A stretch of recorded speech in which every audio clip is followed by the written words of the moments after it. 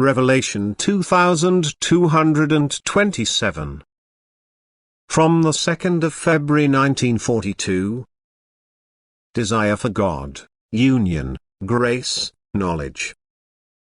The human being's conscious striving for union with God inevitably results in the soul's higher development, for striving towards God, the desire for Him, already signifies the granting of grace, and grace also causes progress, that is a higher degree of maturity of the soul. Anyone who receives grace will never stop at the same level of development, for grace is synonymous with the influx of strength, and divine strength draws the human being towards God. The influx of divine strength can only take place when a connection with God has been established, thus the will for unification is already fulfillment, for God does not deny Himself to His earthly child if it desires Him.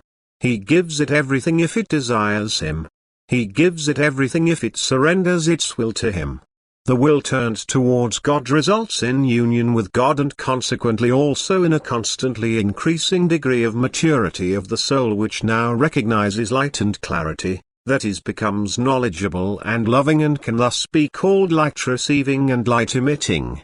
It receives light and strength from God, which comes to it in the form of knowledge, and it gives it to its fellow human beings by passing on the knowledge.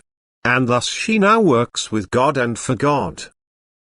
Anyone who desires God will, as it were, join the army of His servants and fighters, for he will willingly submit to every task God sets him. He who desires God Himself will also show others the way to Him, if he knows the way himself. And therefore the love for God has to take effect in the love for his fellow human being, for as soon as the human being is capable of love, thus the spark of love in him flares up into a flame, this flame will always look for new nourishment. It has to take hold of something and, as it were, consume it.